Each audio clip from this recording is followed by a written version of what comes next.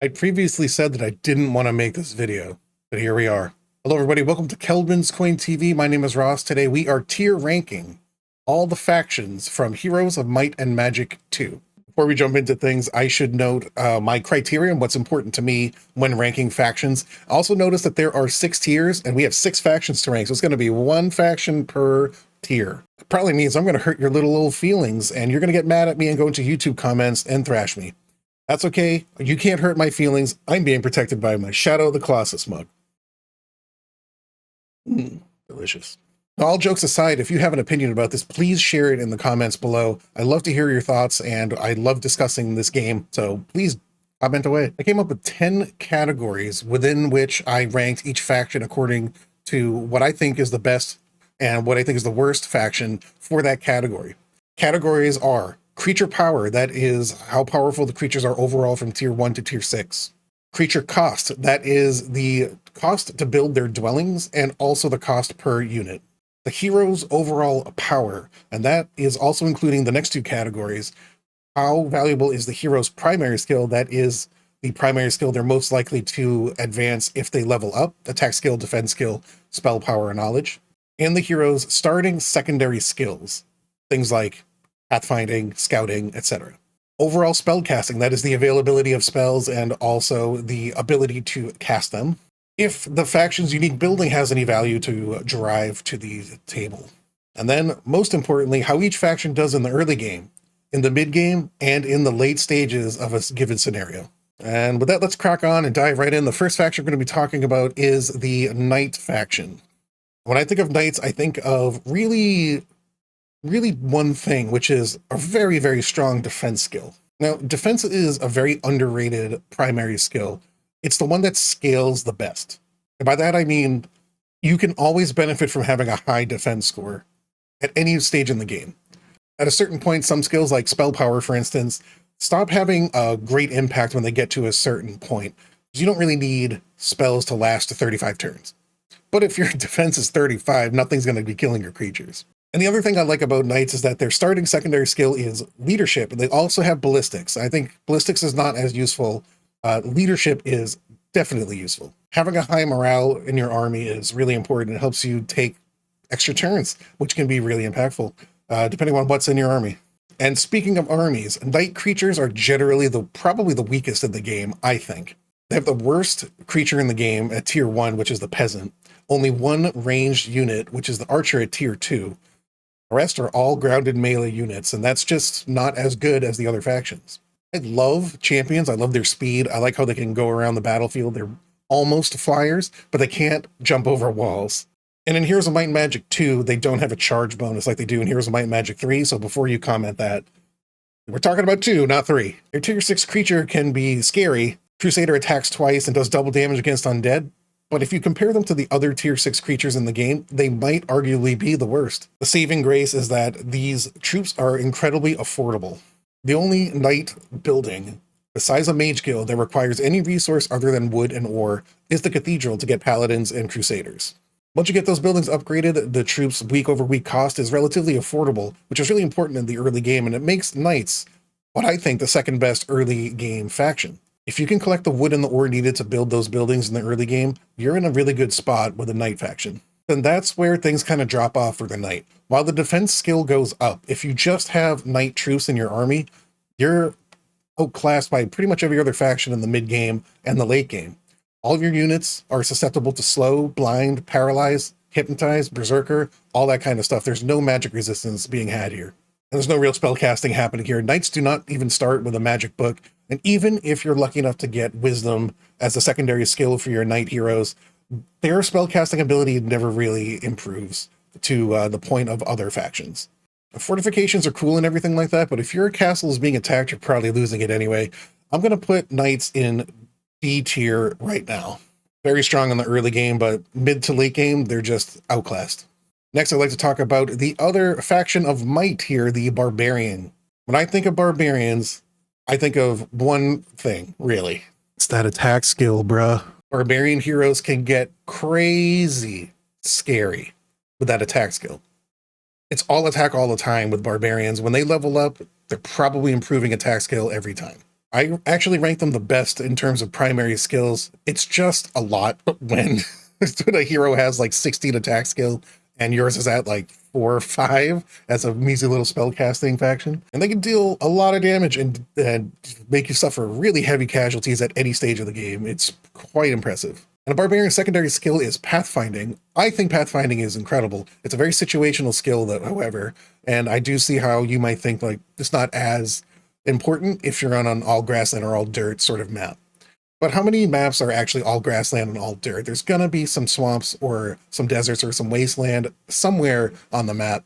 And especially if you start in the early game in terrain like that, you're gonna need a barbarian to move around and get to all the mines and all the resources that you need to give you a leg up in the early game. Much like the knight, barbarian creatures are relatively inexpensive. That is, if you can get the wood and the ore for the adobe in the early game. As soon as you build the adobe, though, you're kind of over a hill, and you can kind of get towards the more important structures like the bridge, which also requires a lot of ore, and the pyramid. And besides the Mage Guild, the pyramid, I believe, is the only one that doesn't require a special resource, and again, it requires crystal.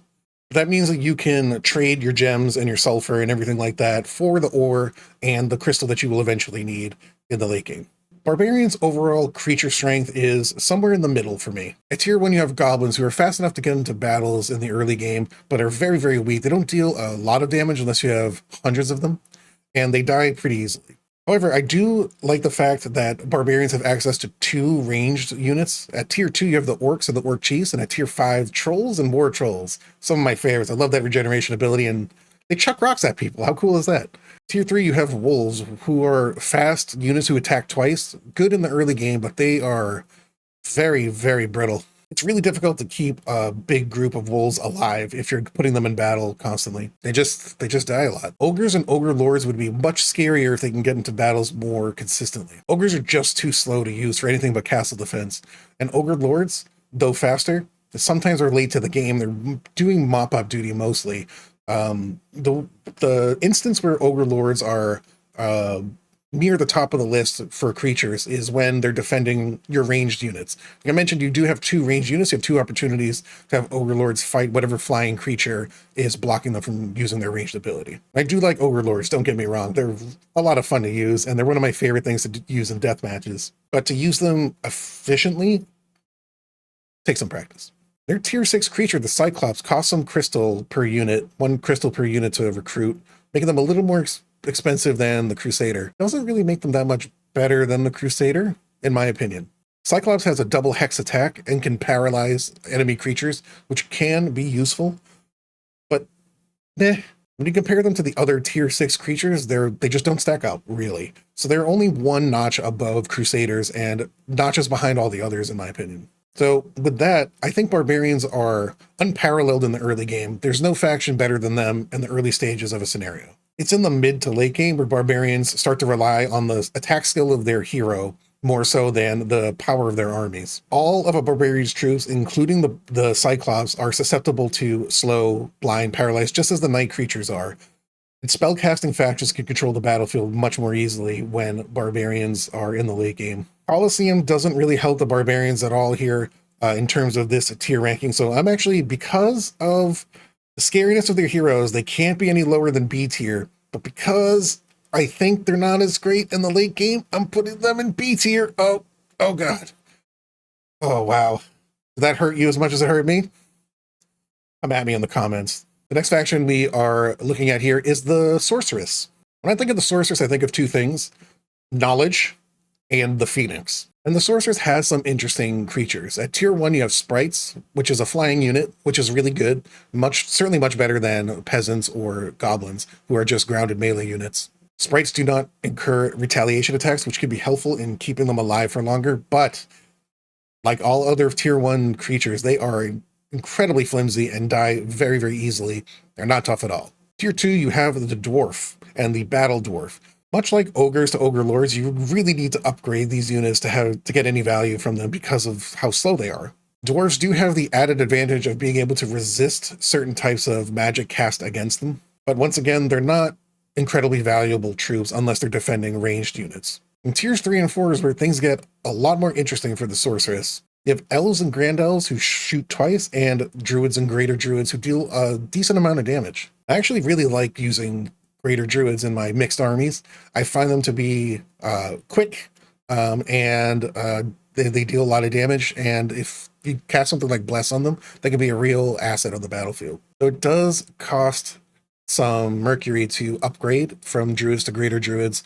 Then we kind of take a resource shift at tier 5 with the fenced meadow, which requires gems to build. So you need more than one special resource to build all your dwellings here. Fenced meadow is required to build the red tower to get the phoenix, and the fenced meadow produces unicorns, a unit that is not very easy to use. They are quick, they can blind opponents when they hit them with their horns, but they're difficult to get into combat and to keep alive in most scenarios, especially in the mid game, especially in the late game. But once you have the fence meadow down, you get access to the Phoenix, which requires 20 Mercury to build, and then 1 Mercury for each Phoenix. But the Phoenix is the fastest creature in the game, along with champions from the Knight faction. Phoenixes also can fly, and they have a double hex attack. They are incredibly useful in the late game.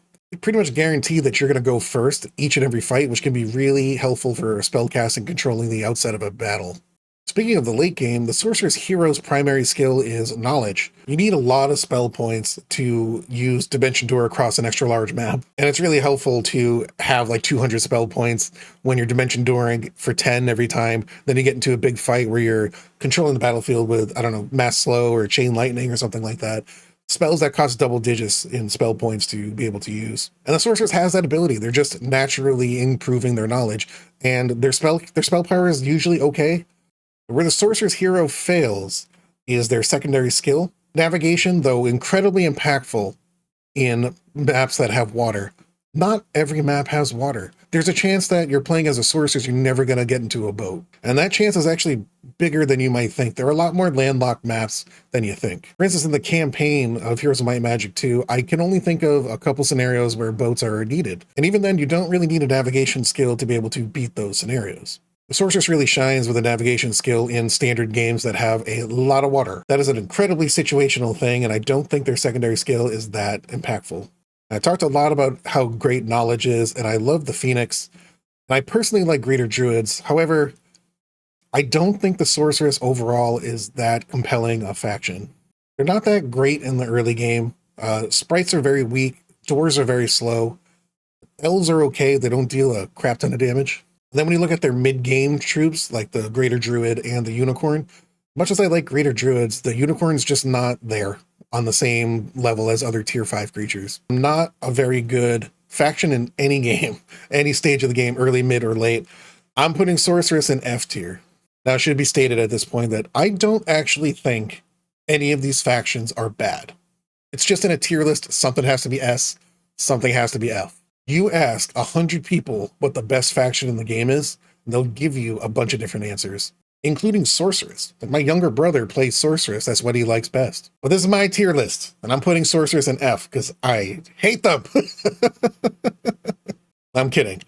I meant what I said before. I think you can beat any map with any alignment. It's just a lot easier to do it with something other than a Sorceress. Next up, we're going to be discussing the Wizard. I think of the Wizard, I think of 5 things. Spells, more spells, spell casting, titans, how freaking expensive all their troops are. Now, I love playing as the Wizard. I absolutely love it. It's actually my favorite faction to play in the game, so I'm very biased here. But if I'm being honest, the Wizard has some huge drawbacks to them. First off, their primary skill that's most likely to improve when they level up is spell power. I mentioned before how spell power has diminishing returns. There's not a huge difference between spell power 15 and spell power 20, unless you're casting damage-dealing spells. And as we've discussed on the channel before, the best spells are usually the battlefield control ones rather than the damage-dealing ones. And the Wizard doesn't start with a secondary skill. All the spellcasting factions, their heroes start with Wisdom, basic Wisdom. The Wizard starts with Advanced Wisdom, which sounds cool on the surface, but when you actually think about what Advanced Wisdom does, in the early game, it actually kind of doesn't matter. Advanced Wisdom allows your heroes to learn spells from level 4 mage guilds. Are you building level 4 mage guilds in the first week? If you are, stop it.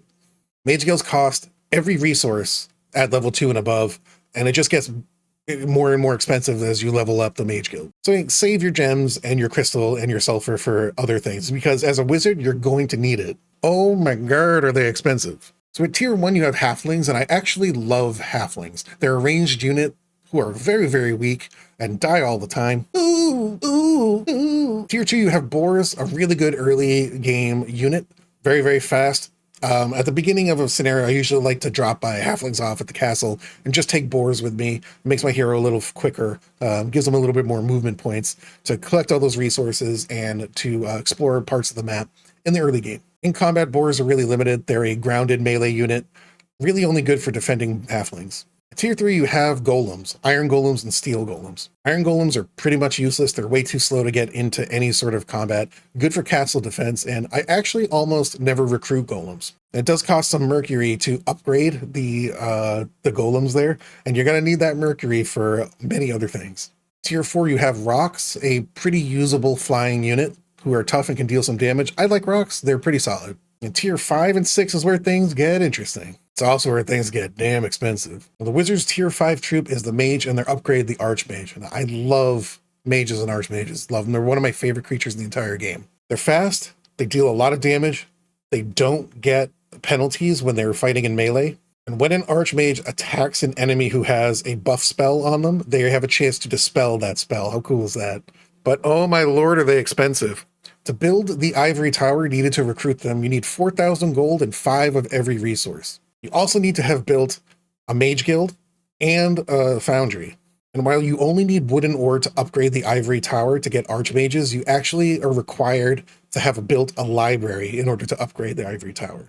That library is only slightly cheaper than the ivory tower was. Instead of 4,000 gold, it's 1,500, and then 5 of every resource. But once you have that library built, you can now get archmages, which I think are very much worth it. And you also get the special bonus that a library provides. I think the library is the best unique building in the game. You can check me on that because I did a video on unique buildings earlier. The library expands your mage guild by 1 spell for each level of the mage guild. That means instead of 1 5th level spell, you're getting 2. Instead of 2 4th level spells, you're getting 3, etc. That increases your chances of getting spells like Dimension Door, Town Portal, Chain Lightning, Mass Slow, some of the best spells in the game. Once again, I tier ranked all the spells too, you should check that out. This, coupled with the fact that a wizard's primary skill is spell power, makes them what I think the best spellcasting faction in the entire game.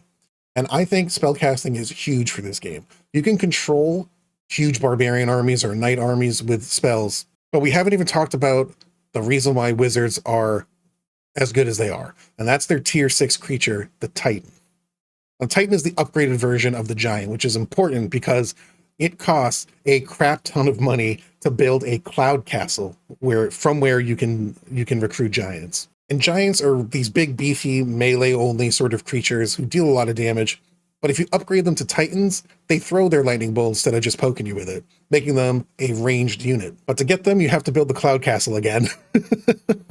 Cloud Castle costs 12,500 gold, 5 wood, 5 ore, and 20 gems. Upgraded Cloud Castle costs 12,500 gold, 5 wood, 5 ore, and another 20 gems. And then to recruit a single Titan, you gotta pay 5,000 gold and 2 gems. That makes Titans the most expensive unit in the game, but is it worth it?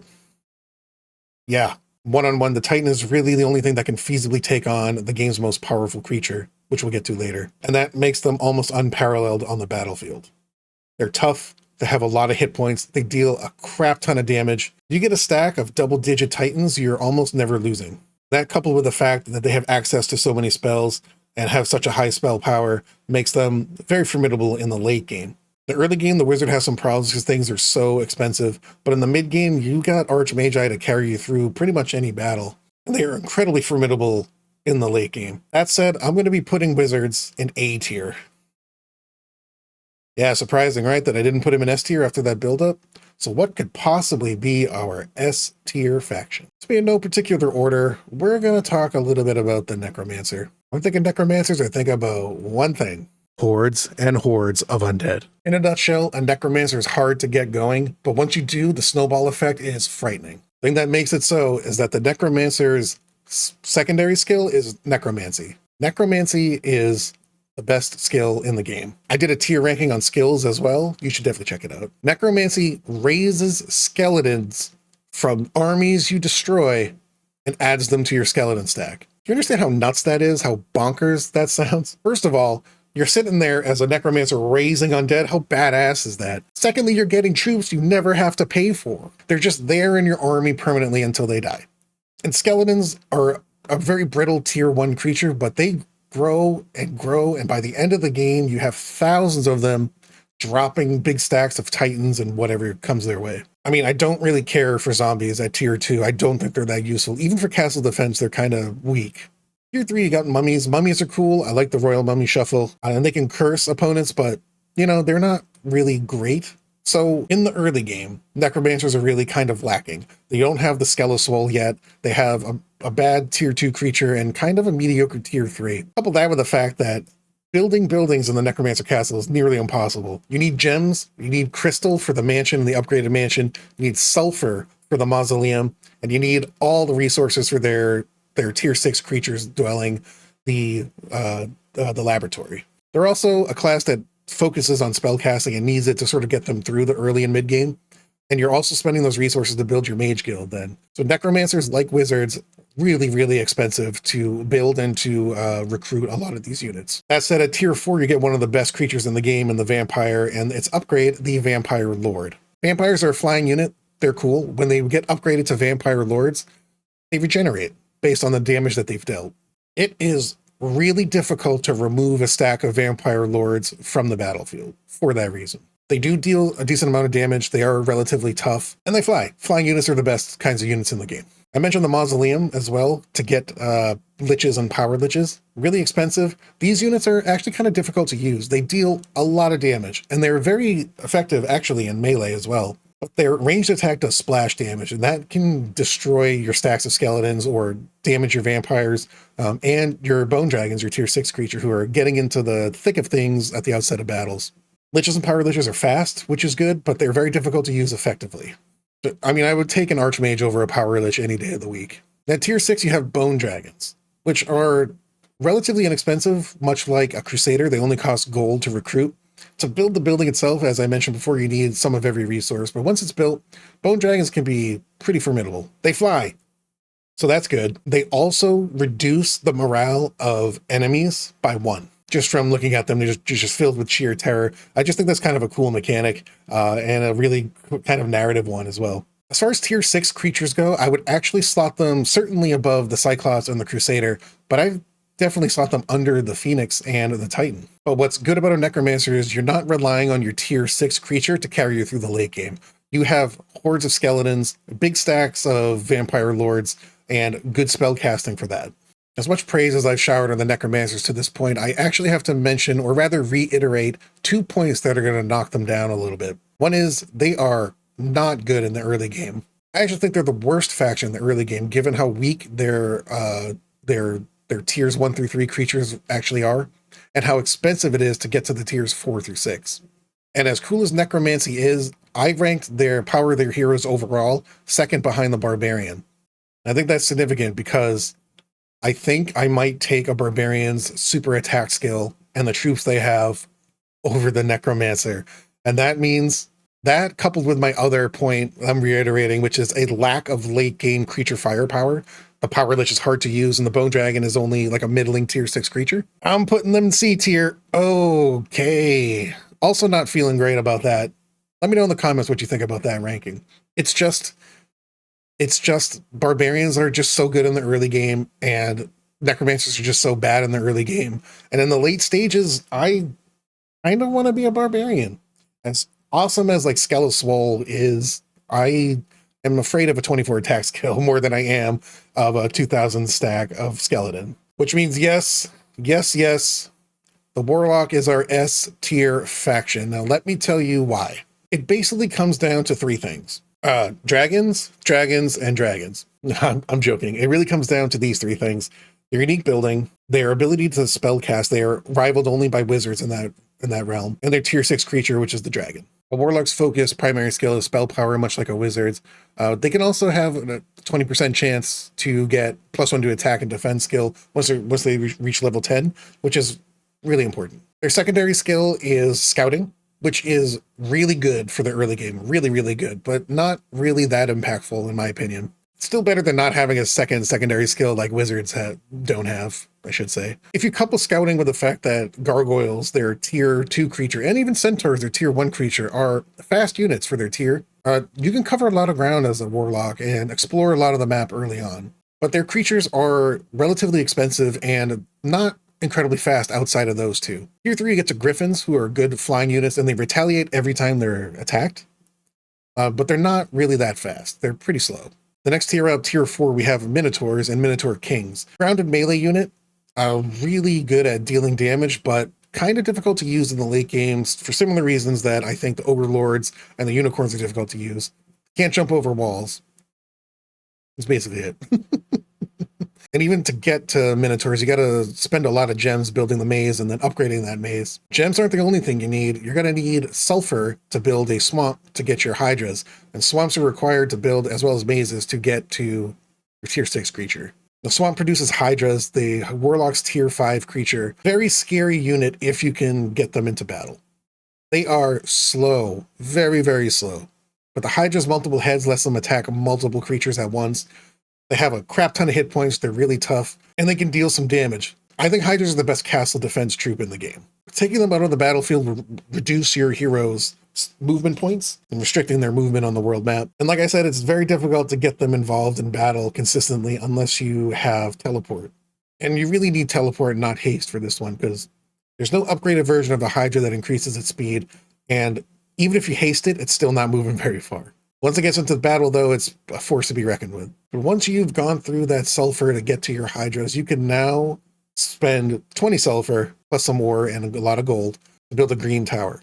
The green tower produces green dragons. A couple of notes about the dragon. First of all, it's the only unit in the entire game where you can upgrade it twice.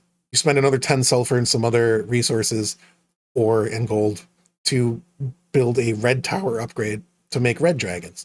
And then the same price to upgrade it one more time to a black tower, which produces black dragons. Black dragons are the most powerful creature in the entire game. They're immune to all magic. And while some people find that to be a knock against them because you can't bless them, I don't think you ever really need to bless a dragon. Black dragon's base damage range is 25 to 50, which is pretty wide, but it's the highest potential damage of any creature in the game. For reference, a Titan's damage range is 20 to 30. Well, blessing a Titan guarantees that they'll be dealing 30 damage per unit every time they attack. It's really not that far off from the Black Dragon's floor of 25 damage. Another thing too is in the late game, Titan still has to shoot over a wall. Walls reduce their effectiveness by 50% unless you have the Golden Bow artifact or the archery skill. But let's assume we don't have either one of those. Black Dragon doesn't have any of those problems. They can just simply fly over the walls, making flying units in general the best type of unit in the game. Black Dragons also have a double hex attack that they definitely don't need. So you're dealing oodles and noodles of damage to multiple creatures almost every time you're using them. And they're unparalleled on the battlefield. Even a Titan, pound for pound, can't take down a Black Dragon every time. The Warlock struggles in the mid-game sometimes, but if you can get to dragons, you've pretty much bridged a wide gap that catapults you to the front of things. And I mentioned it once before, but I didn't even really talk about it. The Warlock's unique building is a dungeon, which generates 500 gold per turn. I don't know about you, but having a lot of gold, pretty dope. It helps ensure that you're getting the troops you need for the early game. In the mid-game, things can get overexpensive for a Warlock. And like I said, the mid-tier creatures for a Warlock are kind of difficult to keep alive or to use effectively. So yeah, the Warlock suffers a little bit in the mid-game, but they're good in the early game and unparalleled in the late. And that's why I'm putting them in S tier. Sure, you have opinions. I'm sure you have a comment or two to leave. Definitely leave them. I'd like to hear what you think. Thanks for watching Kelvin's Coin TV. Watch the other tier videos because I think they're fun. I worked really hard on them. If you'd like to see more Heroes of Might and Magic 2 content, click that subscribe button and more will enter your feed. My name is Ross. Thanks again for watching. I'll see you in the next episode. Bye.